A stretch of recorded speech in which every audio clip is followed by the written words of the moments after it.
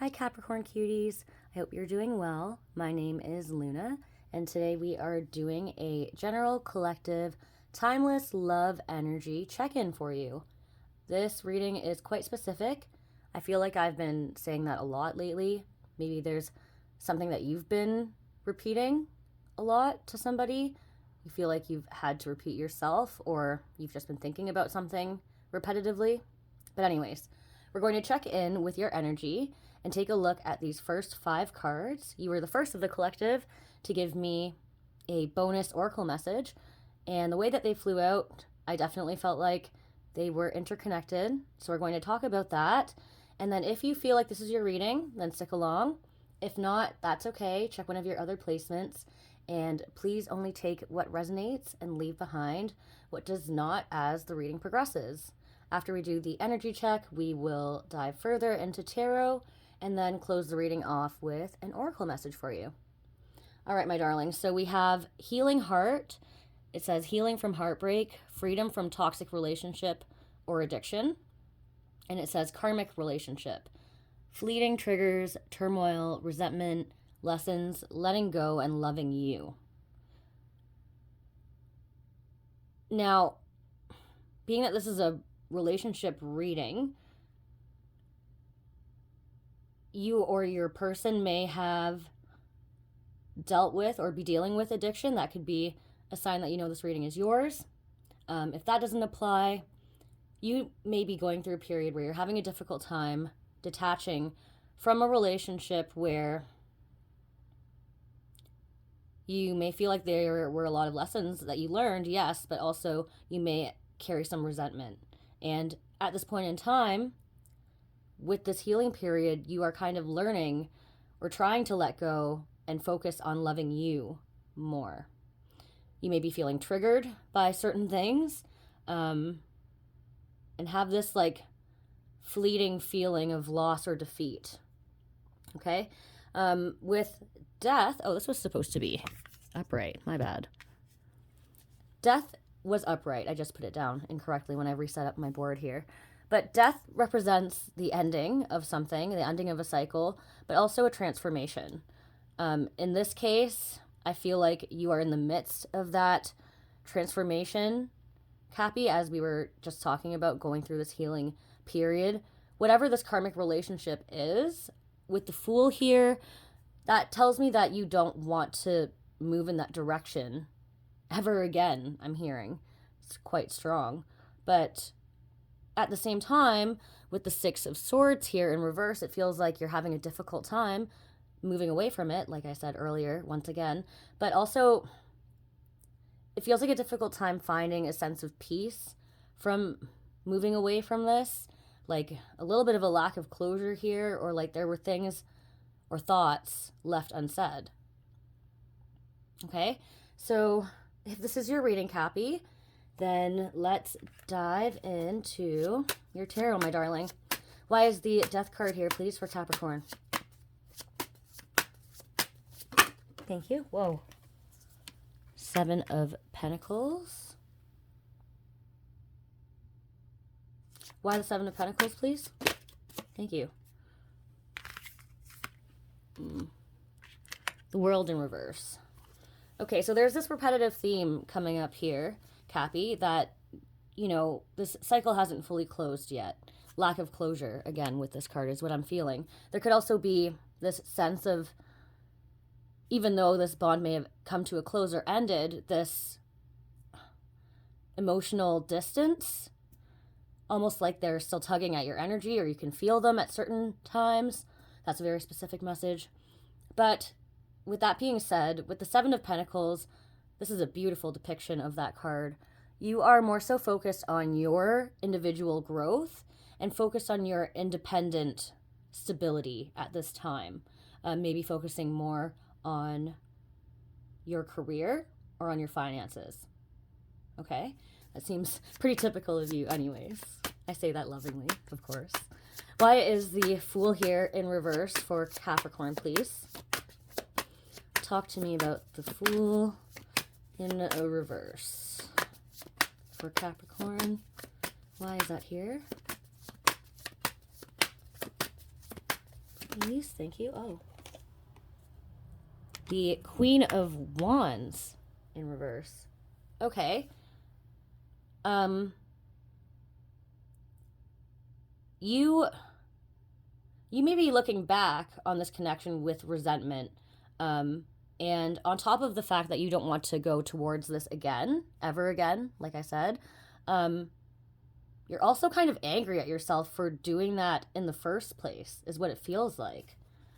Almost frustrated with yourself. Like, that was dumb. Why did I do that? That's kind of what I'm hearing there. Okay. Giving yourself a little bit of a hard time there, Cappy. I mean, you know, you can't foresee the future. Okay, and we have the Four of Swords, which indicates that now, maybe upon this realization and going through these periods of resentment and letting go, but also healing and feeling free, you are really taking the time to reflect on things, I feel, with this Four of Swords here, and rest. You're healing not just your emotions, but your body as well. Like, this may have caused a physical toll on you in some way as well. And when we're stressed, you know, it can impact our lives. Maybe we don't feel as motivated to exercise, or maybe we change our diets in different ways, you know, that aren't beneficial for us. But anyways, I don't know why all of this is coming out. Talk to me about the Six of Swords in reverse, please, here for Capricorn. Also with that Four of Swords, I want to say, if you're not resting enough, that could be an indication too. Like, maybe feeling so frustrated about this is impacting your ability to rest and sleep properly. That's another point as well. Okay, so the Six of Swords in reverse to the Three of Wands in reverse. Why?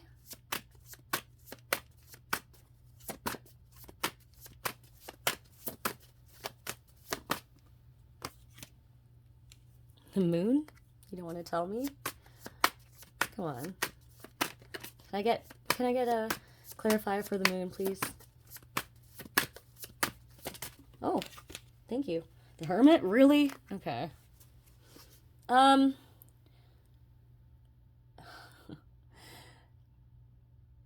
What are you trying to tell me here, Cappy? Basically, the way that I'm reading this is that you are having a hard time moving away from this, and some parts of you may even be waiting for this person to return, or for things to potentially change in a positive way, but you're also very knowing that that's not really possible, or that you don't even truly want that. This is kind of complicated, because with the Moon and the Hermit here, you're reflecting on that at this time. You're like, I don't even know.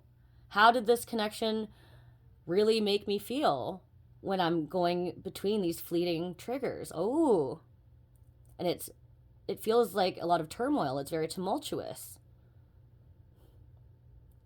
But at the same time, Cappy, if you have truly freed yourself from something that you acknowledge was toxic, then that's a very difficult lesson learned. But the most important thing is loving you.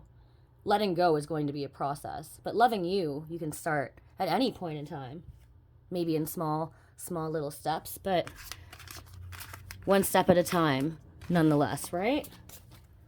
Okay. Oh shoot. Oh no, wait, I'm missing one of my decks. Hold on, I gotta jump over this. Ah.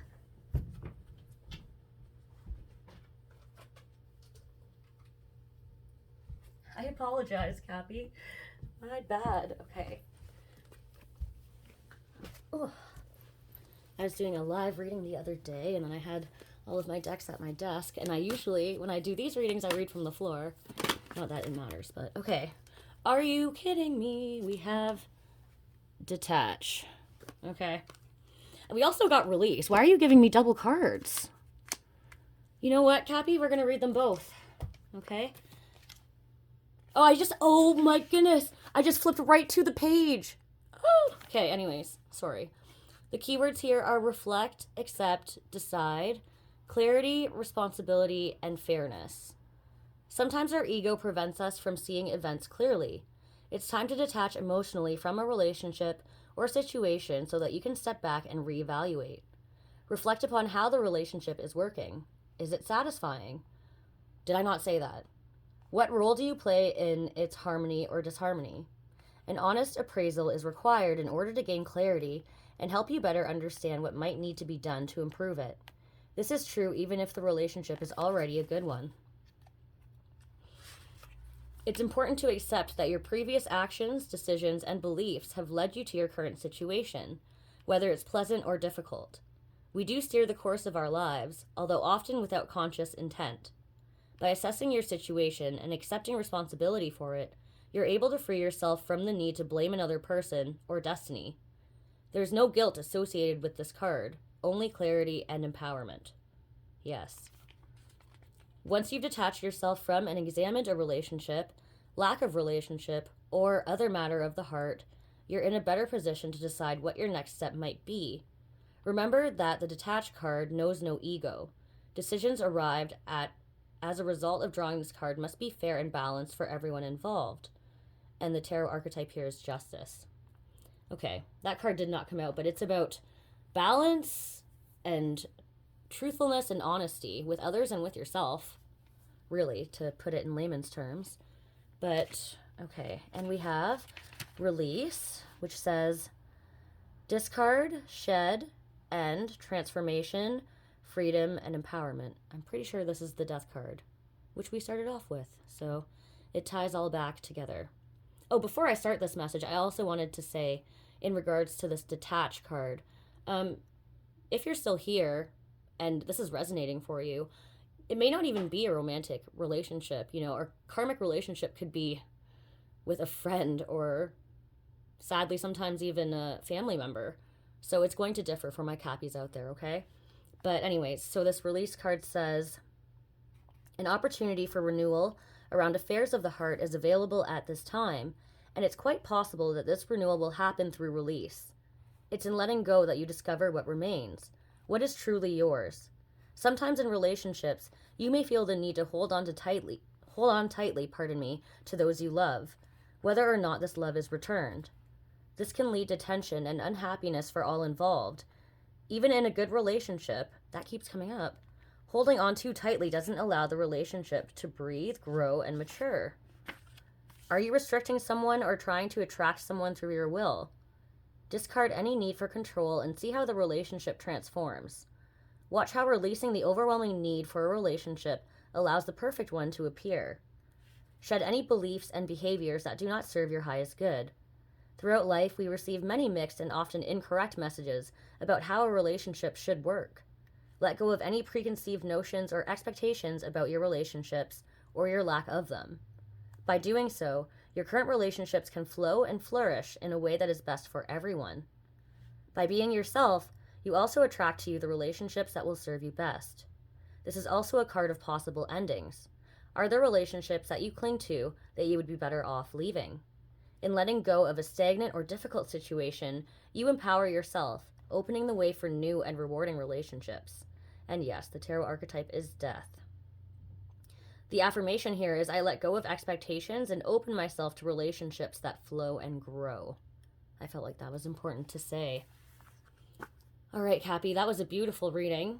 I really hope that it helps somebody out there, and I love you so much. Mwah.